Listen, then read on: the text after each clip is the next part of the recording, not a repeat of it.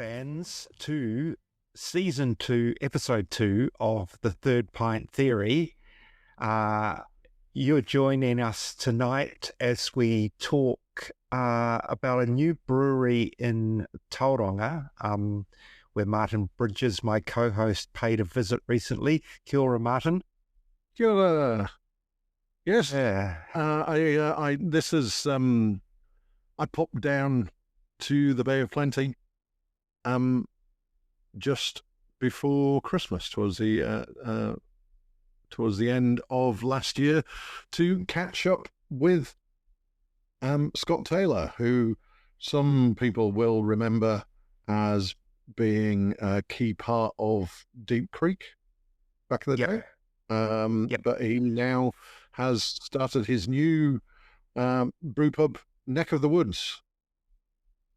Yeah, it's an interesting name, the Neck of the Woods. There's a great song by the Great Unwashed called Neck of the Woods. Do you know the Great Unwashed, Martin? I do not. No. So the Great Unwashed evolved out of the Clean. Classic Dunedin band of the 1980s. Anyway, so whenever I hear the name Neck of the Woods, I've got that song in my head. It's an interesting place because it is in not the most obvious location. Which we talk about during the interview, but it is in the middle of an industrial park. Yes. And not an uncommon kind of location for a brewery. But it's a fast, well, Scott will explain all this in the interview, but it's a fast developing part of Outer Tauranga. But before we go there is a kind of a connection to this story in terms of the recent Rising Tide Lagerfest was held down in the Bay of Plenty. And Neck of the Woods took out People's Choice for the second year in a row, which is pretty cool. Which is pretty impressive considering that they've been open for less than a year, which is... Yes. Well, the beer last year was brewed under contract at Slab Brewing nearby. And the winner of that was Behemoth with their Portlandia West Coast Pils. Shining Peak was second with, I think it's called El Fuego, a chili lime lager. And Twofold out of Auckland were third with, I think it's sort of a Belgian style lager or something. Well, so I haven't yet managed to try. It's called Den Kraag, I think, and it's confused people because if you say Belgian lager, people expect like phenolics and kind of Belgian-y characters and whatever.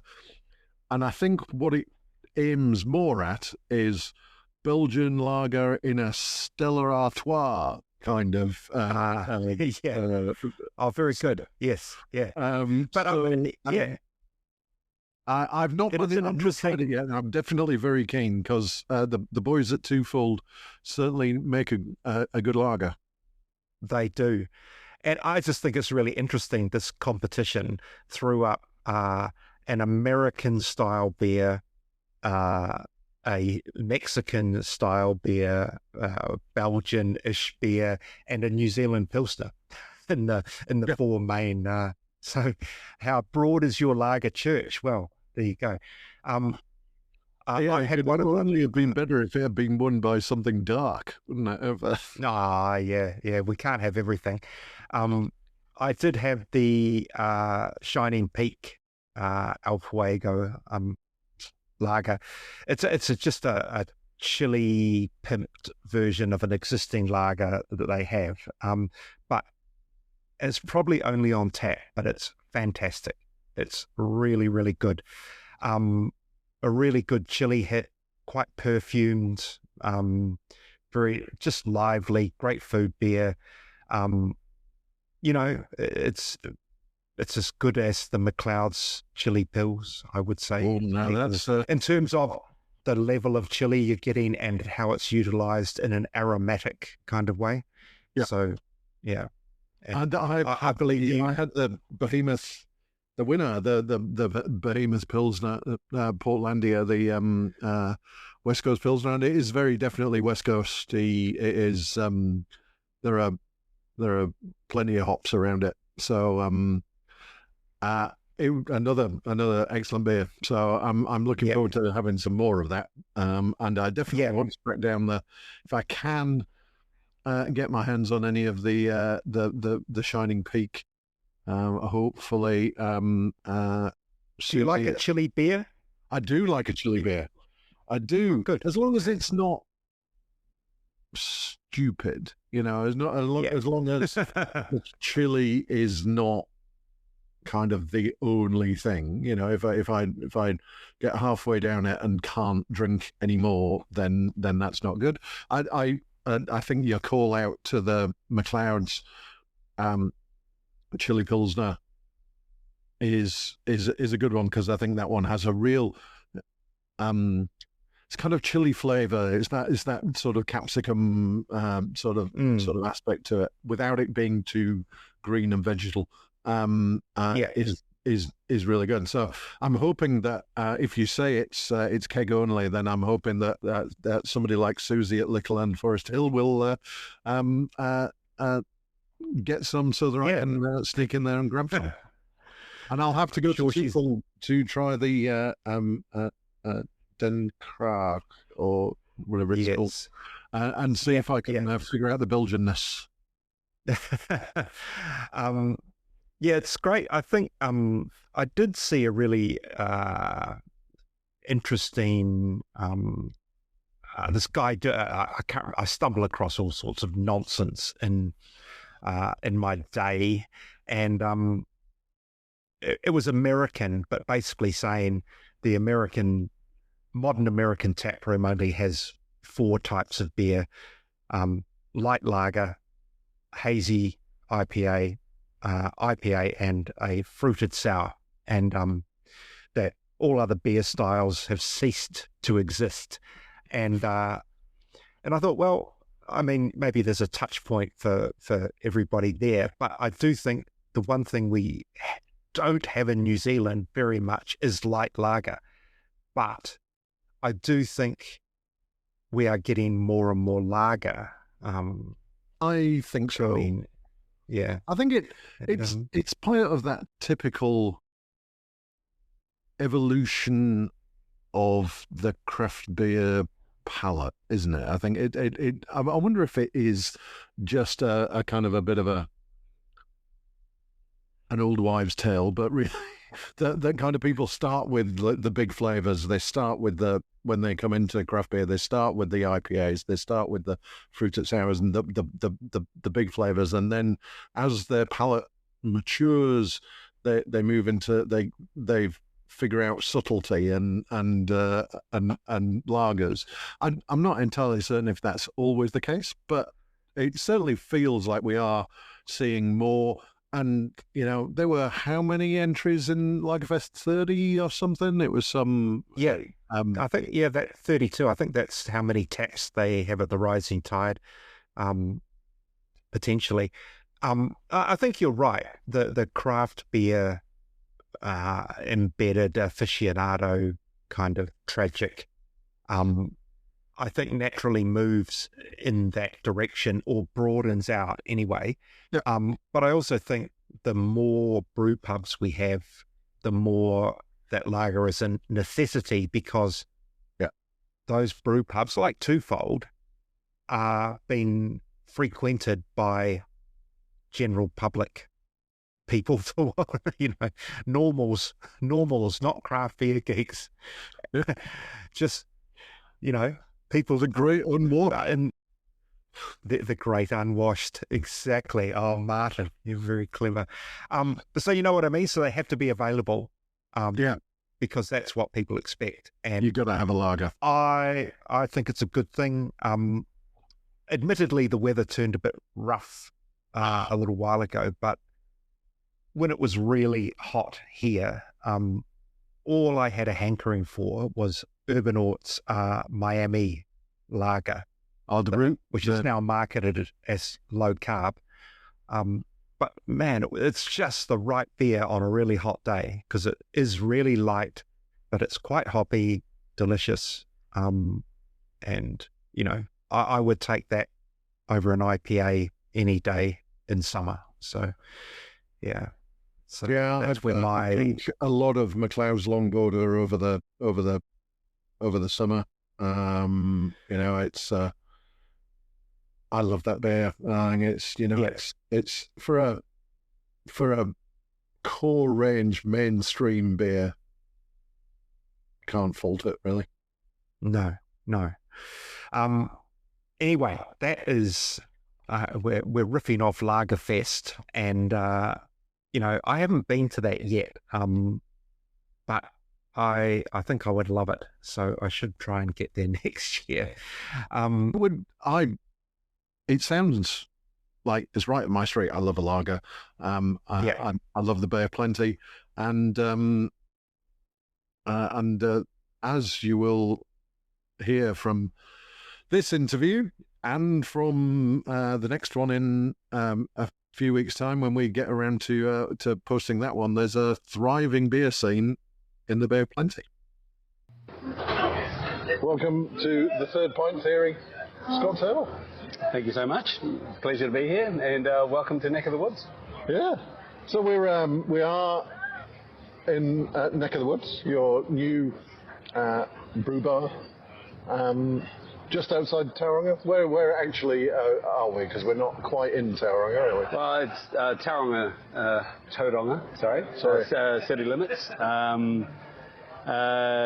So as you come over the Kaimais from Auckland or Hamilton, we're in Tauriko, and Tauriko is basically the first place you come to in Tauranga when you get over.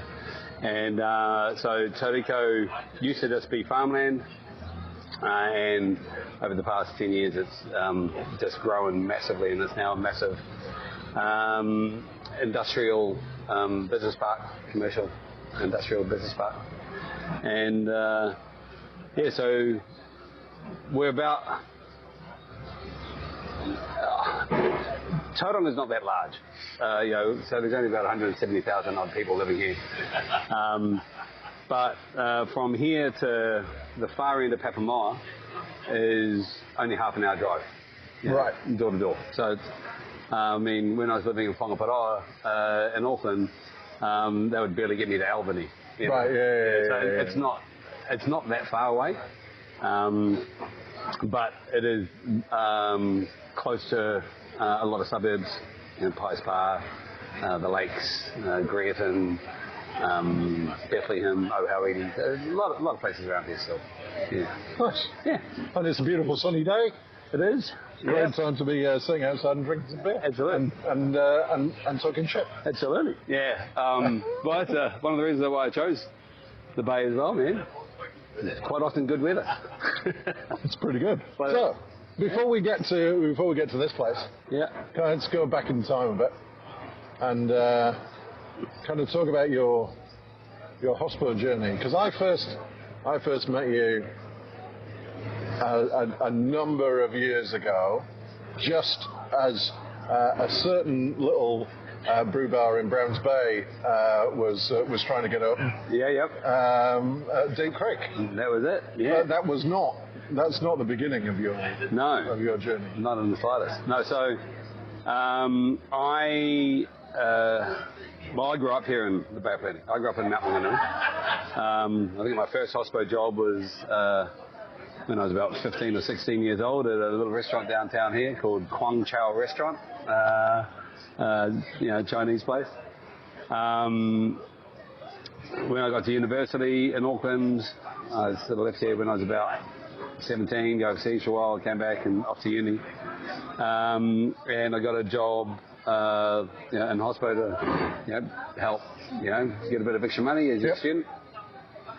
Fell in love with it and never left, basically. So I'm turning 50 next year, and so 30 years of my life has basically been hospitality. So yeah, I graduated with a BA. I like to call it a Bachelor of Alcohol, majoring in fluid dynamics. And yeah, but just stayed in hospo. Found my calling, I suppose. And I had everything from the Aotea Centre through to then running bars on Ponsonby Road. So Grand Central, a lot of people know for late night shenanigans. So I was there with Jeremy Warnock for a while, and then opened a couple of bars with him and one of his other business partners, a place called Bar de Baz, then over to Parnell, a place called Rise, and then the Ivory Lounge and Ditter's Wine Lounge, so all over the place. And it wasn't until I left, so Ditter's Wine Lounge was a great step for me for knowledge of wine and that kind of stuff. I was there for about 4 years that's owned by the Hancock guys. And it wasn't until I left there, I met, through a mutual friend, a couple of guys who were home brewing in the garage over in Browns Bay. And they wanted to open a brew pub. They didn't really have the hospitality experience, so I came on board and said, yeah, I'll join you and let's build something together. So I was their first ever employee, and later invested into the company as well. I didn't have much money being a bartender at the start to be able to invest in, but yeah, invested a little bit, whatever I could in over the years. And yeah, I was there with them for almost 13 years. Wow. So obviously that bar opened in 2011, so the brew bar in Browns Bay. And then I was there, it was only about 2 years, maybe a year and a half, 2 years, before we moved most of the brewing operations up to Silverdale. And I was basically up there from then. Because it was, I remember that bar opening because I was living in Browns Bay at the time, and that was handy, eh? I was, and somebody said, "Well, somebody's going to open a brewery in your suburb," and I was devastated. High fives. So I remember coming down the week before you opened, and the place was a bomb site, an absolute bomb site. I actually think I remember you saying, "You opening when?" And but you did open that weekend, and it was an instant success. It was quite literally who let the dogs out. Just basically we opened the doors and everyone just came rushing in. We were like, where did all these people come from? Because they had nothing. Because it was, as you said, 2011. Craft beer in New Zealand was on the up, but it was still pretty limited. There weren't a huge number of places around. Epic were going strong, Hallertale were going strong, and so on. But certainly in terms of suburban bars, there wasn't a lot. And that place is just an awesome location, and you got the beach, and I remember my son playing on the playground across the road from the bar while I was supervising. Lots of parents did that. Well, that was the beauty about that spot, and the reason that the guys chose it, apart from them living in Browns Bay themselves, was you could see the water. So the garden bar that looked straight at Rangitoto and looking out over that, but it did have a skate park right there, and it had a playground, and it was exactly that. It was you could sit and have a beer or a bite to eat, and your kids could go over and play, and then they'd just run back across it and come and do something and then go back. It was sort of built-in babysitting. So it was that instant success, and pretty quickly I remember talking to you and talking to the guys and like Jared and Paul, to Jared and Paul, and we just can't make enough beer. because you had the brewery in the bar, but you couldn't operate the brewery while the bar was open. So yeah, back then we were open only 6 days a week. We closed on Monday so that we could brew. Right. But then we very quickly realised that we probably need to start opening on Mondays because we were pretty busy. And we came up with the idea. So at the start, Paul and Jared were basically brewing, non-stop, and I was running the bar. But when we first opened, we were open till midnight, 1 in the morning, rather than even just 10, because it was World Cup and everything was going on at the time, so it was cranking. And so basically I would open the bar and run the bar, and then the guys would come in at midnight after we closed and brew through the night, and then I'd come back in the morning and they'd still be there, and then they'd go to bed, and then I'd run the bar, and that was the circular, and then sometimes I'd jump in with them and do a brew and then sleep on the couch in the bar and then just get up in the morning and run the bar again. It was mad times, yeah. It was really insane. So yeah, not recommended for... oh, hey, look, when you're young enough, you can do it, yeah. I definitely couldn't do it now, but in saying that, I'm doing it now. Yeah. So then, obviously, you moved the brewing to Silverdale and kind of expanded that brewery over time significantly. Much like a lot of big kit. Yep. So as soon as we decided, as soon as Paul and Jared decided to put the brewery up there, that's when also they got on Hamish Ward. So Hamish, he already had his own brand, Isthmus, that many people will know now. Yep. But he had just had his first child, and so decided to take a bit of a head brewer role with us, and so he was the one that then took over the brewing and at Silverdale, and if I may say so, made us actually a proper brewery. Yeah, don't get me wrong, we brewed beer obviously at down at the Deep Creek site in Browns Bay, but Hamish's expertise was the thing that really kind of pushed us over the top, and got us actually starting to be recognised there. And it just grew and grew and grew. Added all it was fermentation space. So we went from a 1,000 litre brew house in Browns Bay to a 2,000 litre brew house in Silverdale, and then it was just fermentation space. So just added more tanks. We started off with a few singles, and I think I was only 2 doubles, and then maybe we just added more.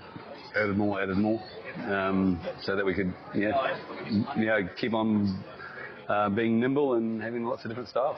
And were really successful, you won lots of awards. Yeah, so I think ended up exporting to about 14 different countries around the world. China being our biggest, but as far away as Scandinavia and Canada at one point and all sorts. The UK. A lot of Southeast Asian countries, and won the AIBAs, Australia, which is the largest annual beer awards in the world. The World Cup is technically bigger, but I think AIBAs is the largest annual one. We won that 4 times, champion brewery. So yeah, a lot of success. Obviously some good success at the New Zealand Beer Awards, but AIBAs was where we really had most of our success. It was a hell of a ride. Yeah. And unfortunately, it didn't end very well. No. So over COVID, it was actually going quite well for a while. As we came out of our first lockdowns, and people realised that they liked drinking to get through it. As a coping mechanism, maybe, I don't know. But we started getting some really good orders from China, and it's basically an expansion thing, in my mind, is what it was. Yep. we had good orders. The guys decided to buy a new brew house, which is basically a 5,000 litre brew house, to cope with all the expanded volume coming through from China. At the same time, our contract with Hancock's came to an end. They had a full team to put on the road, and so expenses just went like this. So, but we were all going in the right direction. Everything was going really well. But yeah, all it took was one issue to be the proverbial straw, that broke the camel's back, and a recall in China was going to cost us over $500,000, and so it all became too much. Yeah, I think at that time there were a lot of breweries who had done the same sort of thing. They'd expanded because the market was there, and they were chasing the market, and they were expanding, and that then drove up costs naturally, and there was a kind of a bit of a cap on where revenue could go and what people could pay, and so the margins were squeezing. That's exactly it. And that's fine. Companies can do okay in a low margin environment as long as everything keeps rolling. As long as you've got the volume. You've got the volume, and nothing goes wrong. Yeah, exactly. Nothing goes wrong. But those pain points are always literally between growth points. So this is starting out, obviously a lot of capital expenditure to get up and going. But then while you're going to get from micro to small, there's more pain points with more capital investment to go. And then same when you're going from small to medium. We were trying to go from medium to large. And that's the kind of where the pain point was. And as you say, with COVID and the increase in costs of everything, excise tax went up 25% in 4 years. That's basically the major cost of all that's in your beer. So that's hard to really, to be able to retain your prices is very hard when all your costs are going up. You don't want to push your costs too high to your customers. Well, they can't pay it. They can't pay it, because then it gets to a point where they're like, well, I'm not doing that. I'm going back to, something else that I can afford. So, it's just, it's what it was. Deep Creek will always be synonymous with Deep Creek, and put over a decade of my life into the thing, and love all the people that were there, and it was just an amazing life experience. Amazing, sent me around the world, and just met the most incredible people worldwide, especially in New Zealand. Just made some of the best mates, when I went under, I had some decisions to make, basically. So and that drove you back to the Bay? Well, a few things happened at once. So that happened. My parents died, and my older brother had a massive accident 20 years ago, and he needed a bit of help as well. So he had a massive brain injury, and so he was living down here. And after my parents passed away, I decided, he wasn't going to move back to Auckland either. And so I decided, you know what? My wife and I have always wanted to try the Bay anyway. We had actually decided to give it a go to come down here, and I was going to try and do my job for Deep Creek down here anyway. All right, I got to do a remote thing. But when it went under, I guess I was already sort of planning on making the move, and I had this opportunity here come up. Actually, a couple of years before Deep Creek went under, I'd actually even pitched it to Paul and Jared, saying, "Hey, do you want to do a Deep Creek down in the Bay of Plenty?" In the end, it sort of just kicked me straight into this. Moved. It's not like it's unfamiliar to me, being my hometown, and obviously very tough still. My kids and my wife have never lived down here, so uprooting the family, bringing them down here, new environment, new thing, and then I'm spent the last effectively 2 years building this. So decided that I guess that was the other big decision I had to make when Deep Creek went under. Is just like, do I still love this enough that I really want to stay in this industry? Yep. You know, is this what I want to do? And realistically, when it comes down to it, we're not hospitality and is really all I've known for my entire life, and brewing for a third of it, almost a half of it. In the brewing industry, it was a pretty easy decision. I was just like, well, yes, I think I do want to keep in it. And this site, when I first saw this site, a lot of people might have thought I was crazy, but I saw an opportunity because, there's nothing out here. There's not. So I just I came down from Auckland this morning and just came out from the lakes, and it's we're going into an industrial estate, and we're still going. And we're still going. Okay. So why here? Well, if I look at the Mount, I'm Mount basically born and bred, right? So I would have loved to do something in the Mount, don't get me wrong. But you also have the Mount Brewing there in Rising Tide, and they are just killing it. They're doing amazing with what they do. So there's a lot of competition there, right?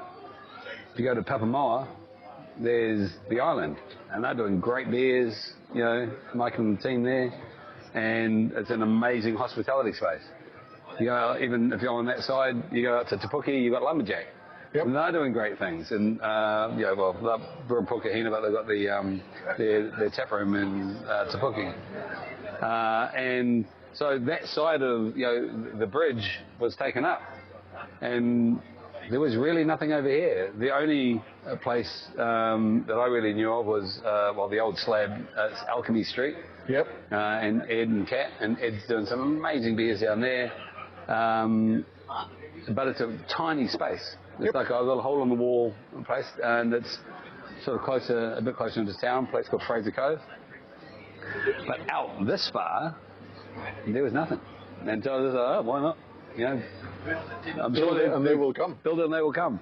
And I'm really inspired by, obviously with Deep Creek, we were in the bay, so it wasn't necessarily as much of a destination, but Hallertau. Stephen Haley and what they've done over the past damn near 20 years themselves out there, and then obviously they've got another one up at Coachville. But out in Riverhead there, the original one, I remember going there when it was basically farmland all filling up a rigger, and now it's one of the best, if not the best garden bar in the country. So with an entire suburb that's growing around it. So. That I guess was the thing for me was like, look, I see in Auckland that can work. Don't get me wrong, I know Auckland's a lot more people than down here, but I still had that feeling of it can be a destination easily. And as I said before, only half an hour drive to Papamoa. There's a lot of Aucklanders that live in Papamoa now. They call it Jaffamoa for a reason. And very close around here as well. So I don't know, just decided, what the hell? Build it and they will come. And so, in your mind, did it have to have a brewery? Yes, 100%. I was never going to do it if it was just a bar. Right.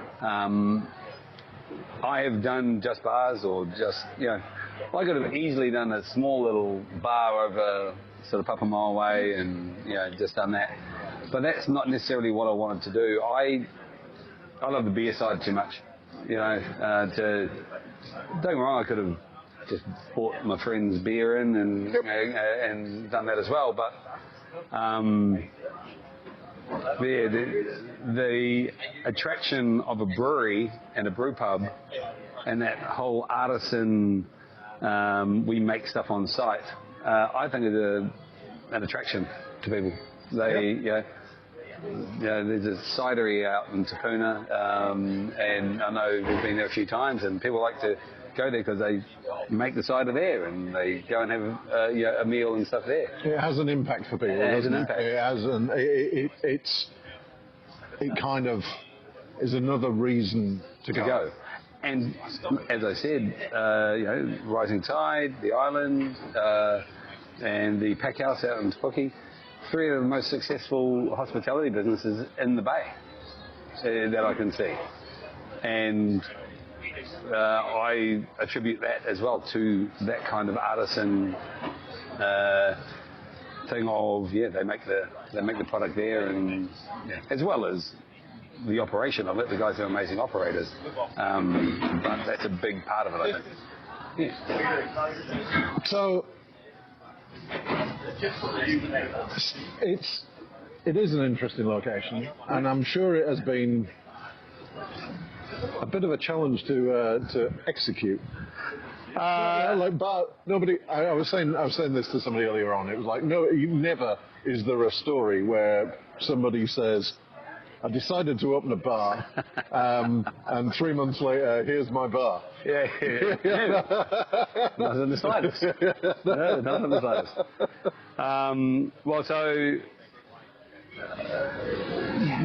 In opening this, first of all, monetarily wise, it's crazy. So I sold my house in Auckland and decided to put it in it here. But I also met a good friend and subsequent business partner. So one of the other owner here is a guy named Virgil Meyer. He's not with us talking at the moment because he's stuck in the kitchen during lunch service. So he used to run the barrel room in Tauranga for a while. 5 years, I think. And so he's known Tauranga hospitality for a while. So me and him joined forces. We had a few other sort of people interested, and things as they do in business change. Had one guy that was going to be coming in to put money in and start getting audited by the IRD, and so money was tied up, and then I had to get a new guy at the last minute. And there's been so many crazy stories like that I would could have done without the stress, but anyway, it's we got the financial part of it done in the end, and then it's just all the hoops you got to jump through, with all the consents and the council and all the fun stuff with that. So we spent almost a year just getting resource consent. It was about 9 months, so 9.5 months getting resource consent just to say that we could do it. And then it was the building consents, and we decided to open it in stages. There was a thing from the council saying that basically the first part of it, we have a cafe as well that is open from 7 a.m, so Monday to Friday. So we opened that first, and that's been open since February, but no liquor, nothing like that. And so that was relatively quick to get all the consents for that part. And we got that, that took us about 3 months to build. But then the bar brewery part, that was way more in depth. And but because it was just an add-on to the other one, we thought it was going to be a lot quicker. And they had said it possibly was going to be, but didn't end up being. Ended up in about 9 months. More building consents, and basically, with the building consent, you have to say, well, this is how we're going to do it. Right, so you see, we can do it. This is how we're going to do it. So you submit all the plans, and then they come back to you with what's called RFIs, request for information, for further information. And yeah, they would give us some, and then we'd fill them out, and they'd send it back, and then they've got 20 days to respond, and then we thought that was done. Oh no, here's 10 more, and we do that. And oh, here's 10 more. Oh, here's 10 more. So it just drags out and drags out and drags out and drags out.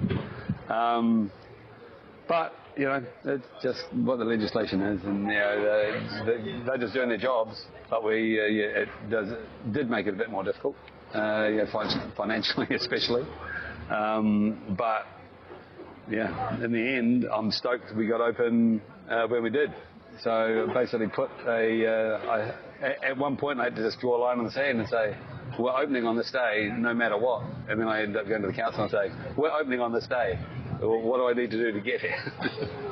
And so that was the 1st of November.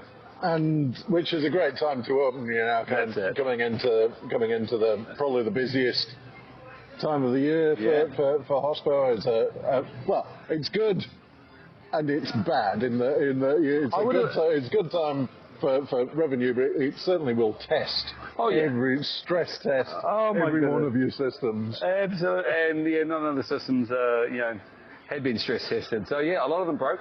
That's what it is.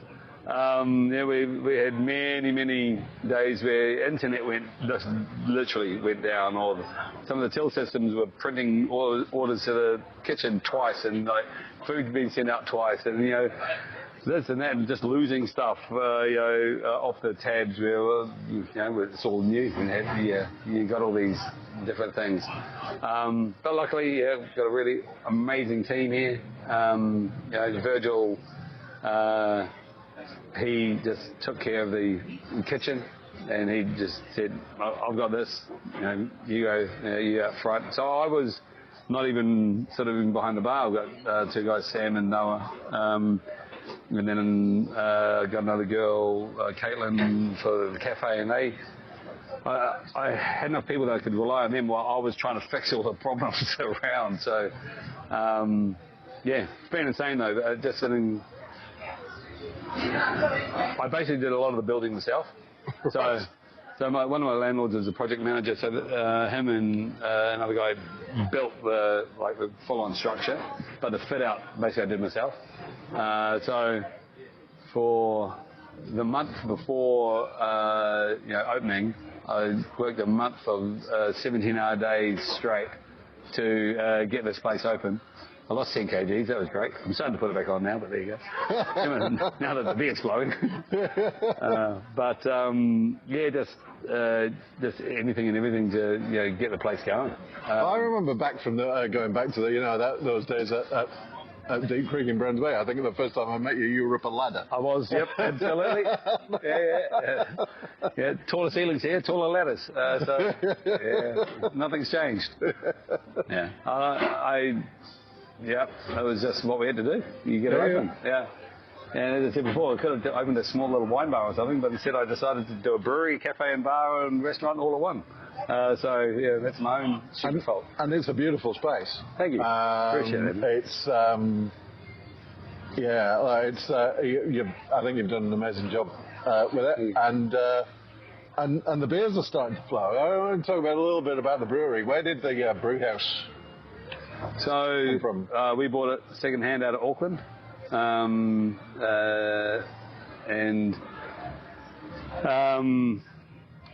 It's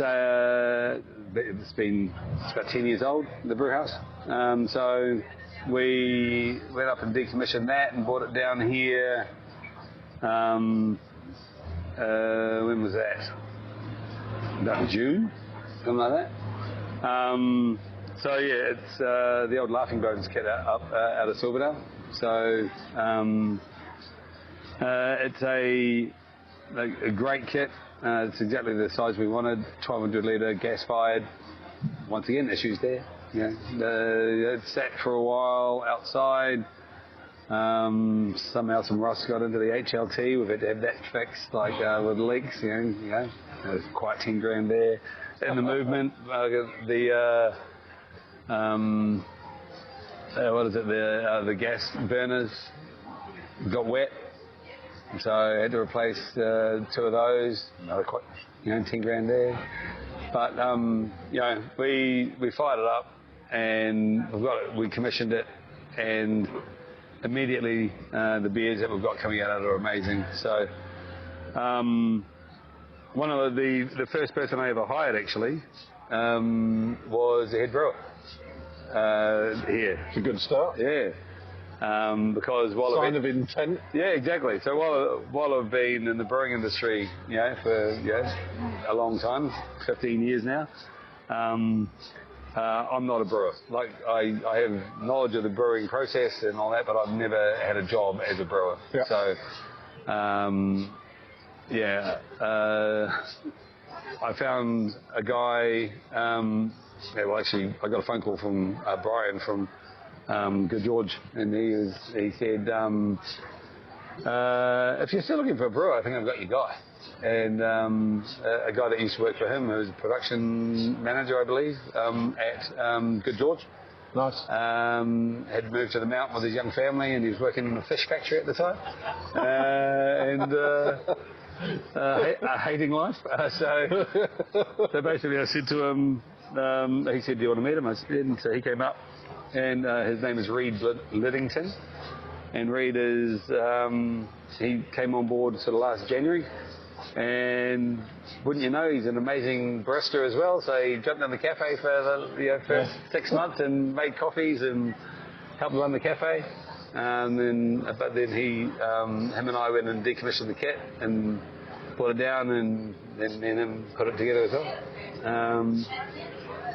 So yeah, he's and the beers that he has been putting out, I think nothing short of outstanding. Considering your early days here, it takes time to dial in a brewery. I think these beers are tasting great. I'm drinking this, which I've just about finished, is the Manila Flamingos. MILF, affectionately, yes. Does the name match the acronym, or do the acronym match the name? Kind of all came together as one, actually. Yeah, just so Virgil loves flamingos. Okay. So he's tattooed everywhere, and up one of his arms, it's literally all flamingos up one arm, and he loves flamingos. Oh yeah. And it just came about one night of drinking.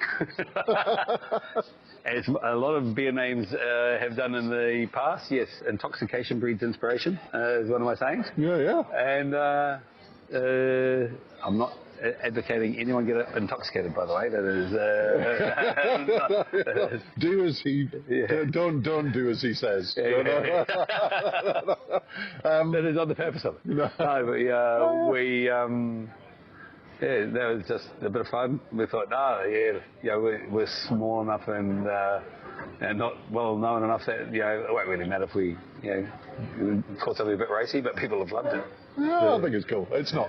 Yeah. But I actually think, talking of the brewery coming from Laughing Bones, I think is a bit of interesting kind of synergy, and because when Deep Creek launched in Auckland in 2011. 2011, yeah.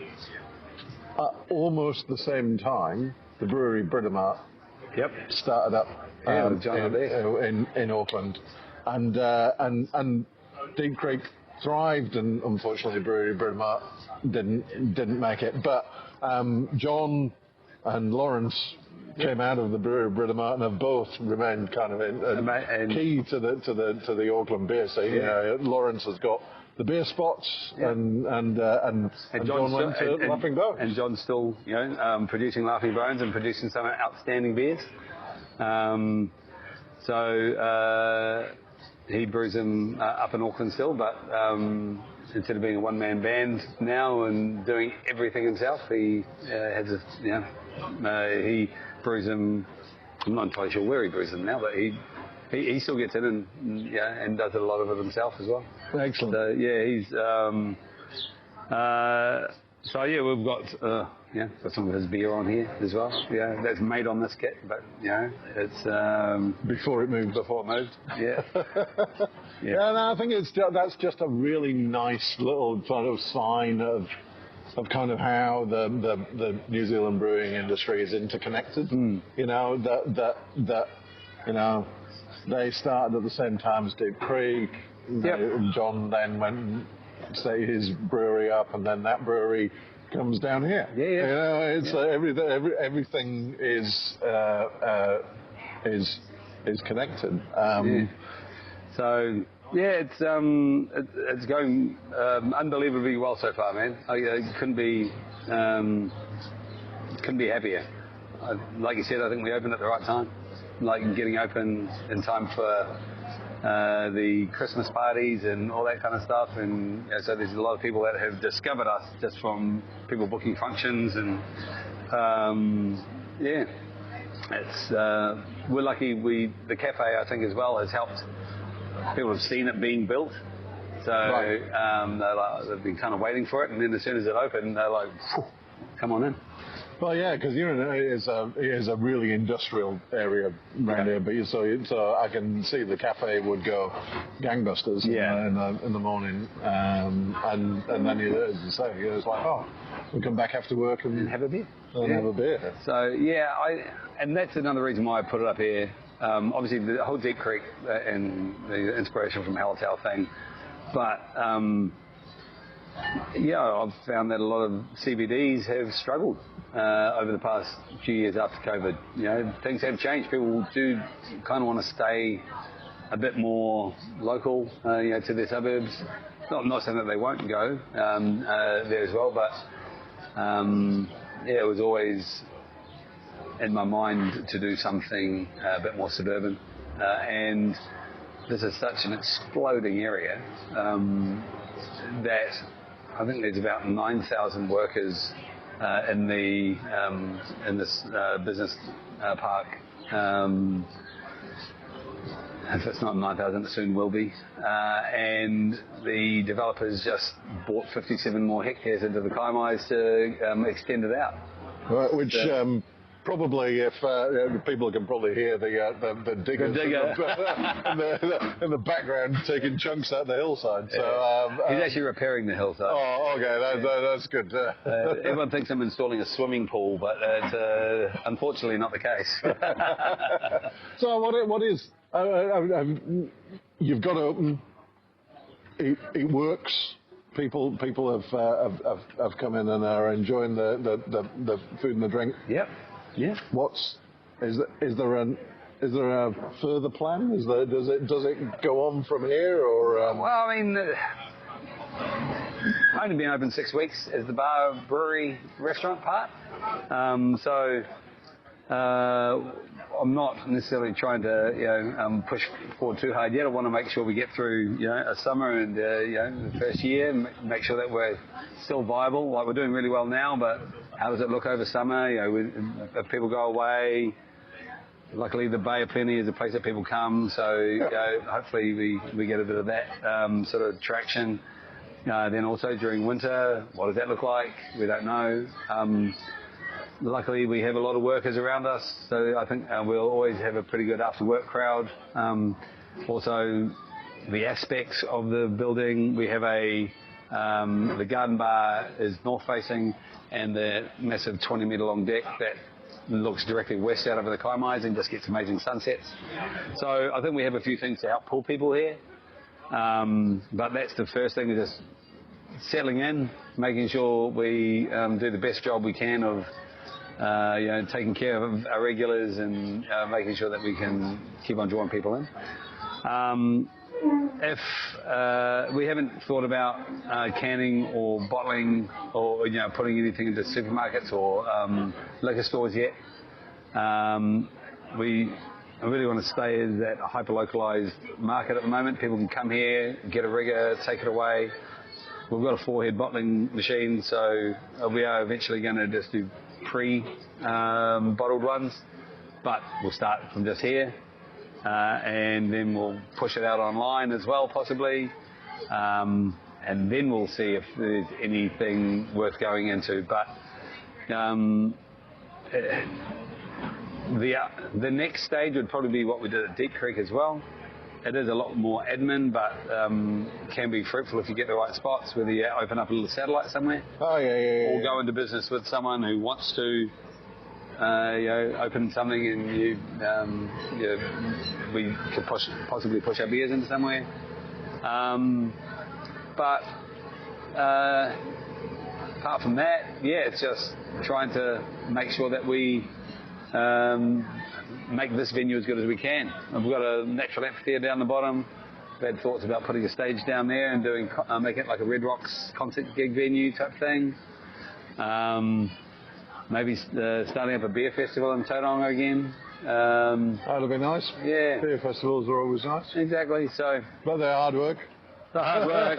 I know a few people have done them, and I can tell from being at them for the past 13, 15 years is they put a lot into it. So I don't know. Mainly those, and then we'll just see how it grows naturally. If we do become really popular, we also have the land here where we could expand the brewery as well. So my landlord owns the land down the bottom, and we could possibly put up a bigger shed and have the brewery there on site, and then walk up and down to here.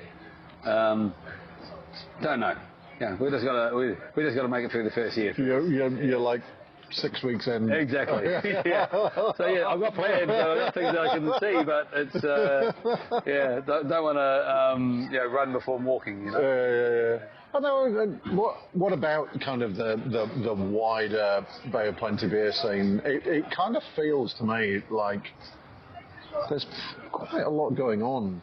There is around here. How are you connected into to that? Well, I mean, I've always been with Deep Creek. Had a lot of contact with different breweries and all that. So I guess it's just having known people. I chat with them a lot about how things are going. Tauranga in general, I think, is going incredibly well. People love the climate here. They want to move here. It's a great holiday destination. So I think that we have that going for the Bay of Plenty. And as I said earlier, the beers I think that are coming out of here are fantastic. Wider Bay of Plenty, you're looking at like Mata Brewery down in Whakatane. They've been there for a long time now. A long time. And they're still doing great things down there. Croucher and Rotorua, still going after a number of years as well. I think Bay of Plenty is, in general, is strong in the brewing community. I think the Mount are really the only ones that are doing anything on a national scale. The Mount Brewco. Yeah. But I also believe that their hub is the Mount and Tauranga, and they have really they own the bay as much as they can. They're the strongest presence for sure. The island, they try and be just more brew pub. That's really all they do. Lumberjack was canning. They pulled back. I think they're pushing out again now. Ed at Alchemy, they have some cans, but I mean he's got a tiny little canning line, and he does it all by him and Kat do it all by themselves. And but you see some of their beers get into Auckland and stuff occasionally, but it's not huge volumes. So I'm proud to be part of the scene down here and bring something else to the Bay of Plenty. It does feel like there is kind of a real scene around here. As I say, I came across Lumberjack like last week. It was probably the first time I'd heard of them, and somebody had one of their beers, and it was like, that is a really interesting beer. I've heard really good things about Alchemy Street, and obviously Mount are pretty well known. Yeah. But it sounds like you've got a few decent bars around the place as well. Yes, the main two are actually just down the street from each other, like on the same street, Wharf Street and CBD. Yeah. So that's the Barrel Room and the Hop House, and they both do a great job. of bringing good beer to Tauranga.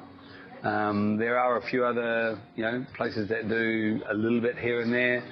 A lot of them are a bit tied up, but you've got Palace Burgers, mainly Parrot Dog. Saltwater in the Mount has about 5 or 6 taps. There was the Fat Cow, I think that's gone under, changed up.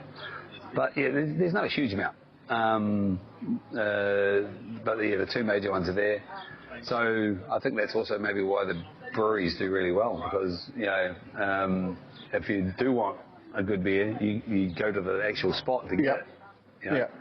And that does feel like kind of the modern New Zealand craft beer scene is very brew pub focused. I think. I think it's the only way that I can really make any money and make it work, to be brutally honest. Yep. When you can sell your own beer through your own taps, as opposed to just selling a keg here and there or selling bottles here and there, that's where all the margin goes. So if you keep it small and you're able to send out certain amounts of packaged product, it's a lot of work for not a huge amount of returns, So yeah, I think that the brew pub model that's why I think it's going hyper localised all throughout the country. Yep. As far down, you go down Queenstown, Invercargill, even places like that. Yeah. It's the brewery, in Queenstown, the likes of Altitude and Searchlight and in Monica, there's 4 breweries now. Yeah. It's great, 4 or 5 even. So I think that's where 2011 was when the likes of Parrot Dog, Garage Project, Deep Creek, all started. Yeah. And I haven't seen since then anyone sort of get to that level. Maybe a few years later was Double Vision. Obviously they're doing incredibly well. Yep. Shout out to the boys. I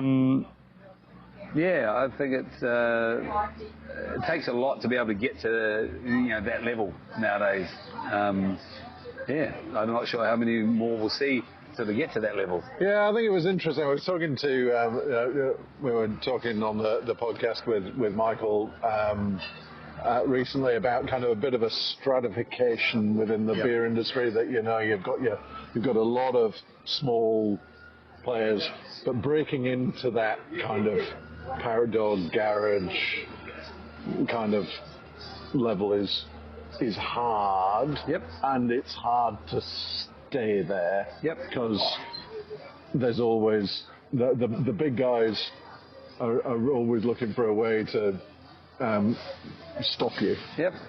You've got to build that trust. So like Garage Project, obviously when they first started, they came out, it was a very exciting time, all the different beers they brewed. But they built trust with their fan base. Parrot Dog have done the same just by consistent excellence.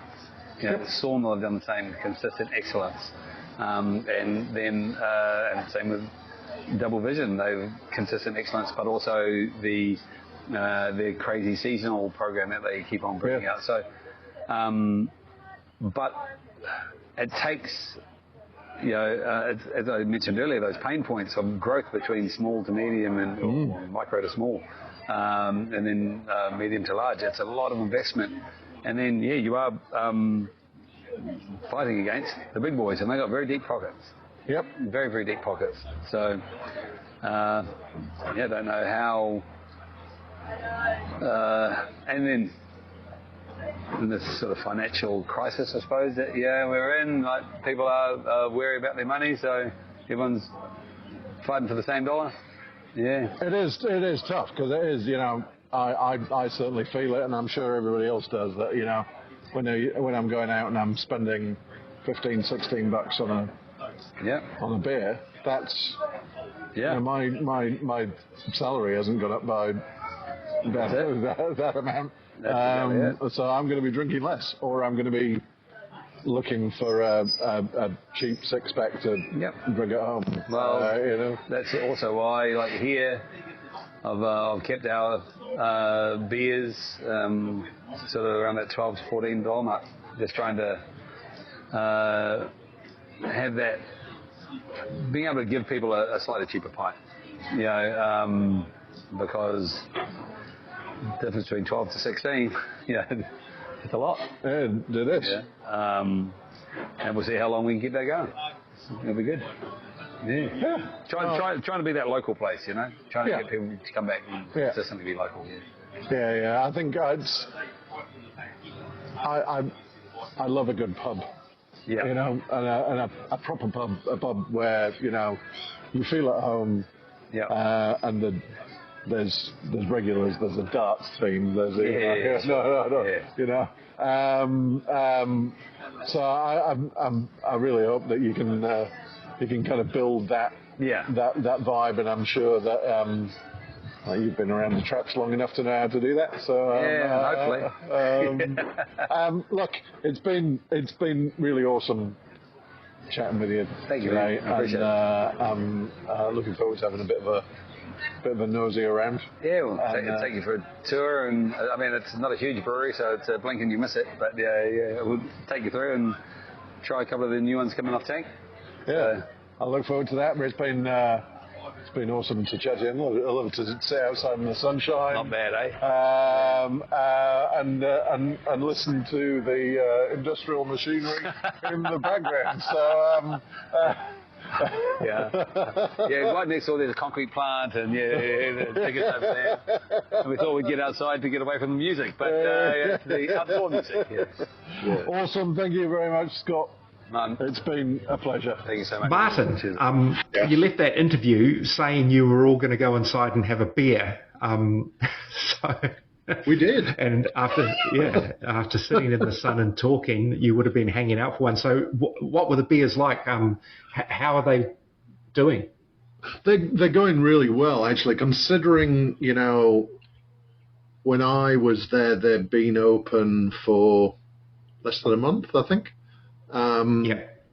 So they only had 2 or 3 of their beers on. They had more in tanks that we kind of had a cheeky little sample of while we were going. That really good. The Man I Love Flamingos. Yes, is the best name for a beer I've encountered in the last year. I think. I think we can tick that one off. I know it was a really good beer, really tasty beer. There was a really nice lager as well. There was a New Zealand draft in tank, which I have a kind of a soft spot for a good New Zealand draft. I think that there is scope for more craft draft. Yes. So look out for that one around the place. The beers are making their way around the country a little bit. Obviously, their focus is on supporting the tap room and selling through the tap room, but a few of the beers have popped up. I have seen them at various good craft beer pubs around the Motu. So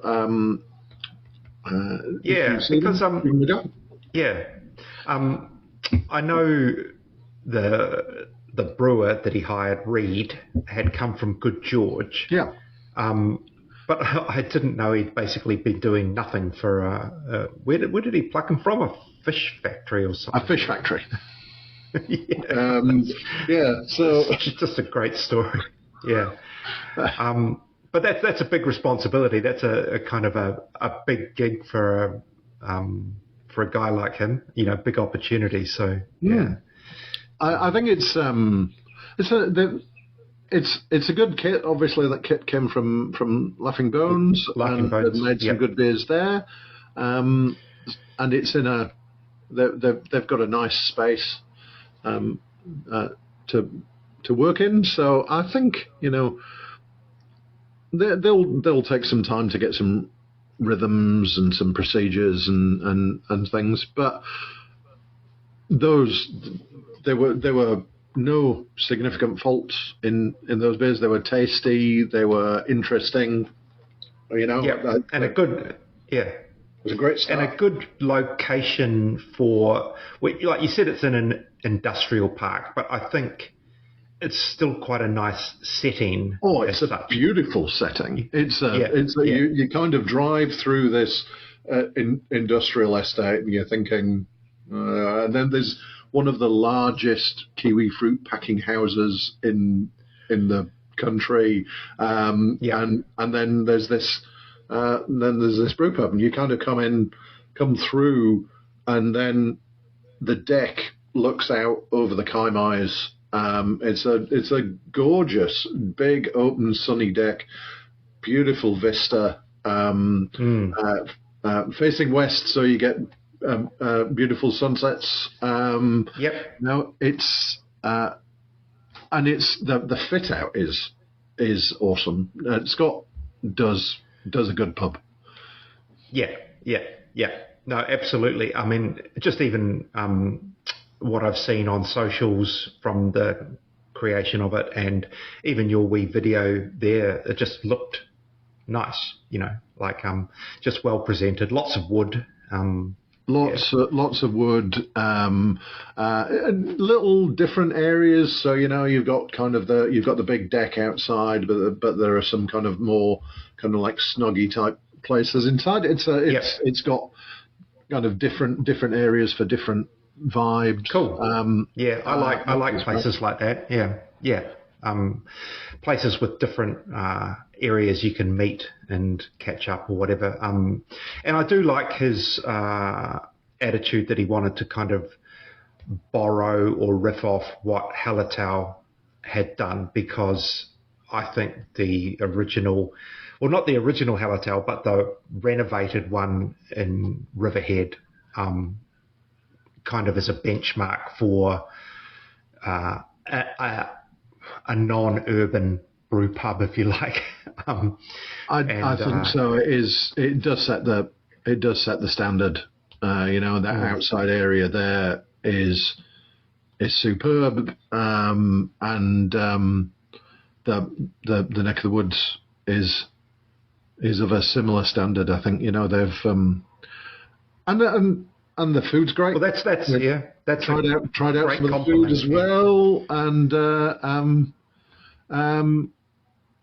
it was great. So I think if you're driving down to Tauranga, from Auckland, it's kind of on the way in.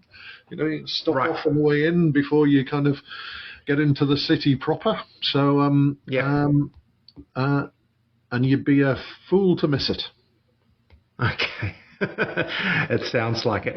Well, thank you very much, Martin, for that. And thank you, listeners, for tuning in again. And we'll be back with the second part of your adventures in the Bay of Plenty with Mount Brewing and Powell in the next episode. So until then, people, thanks for tuning in. And Martin, good night. Good night. Drink good beer.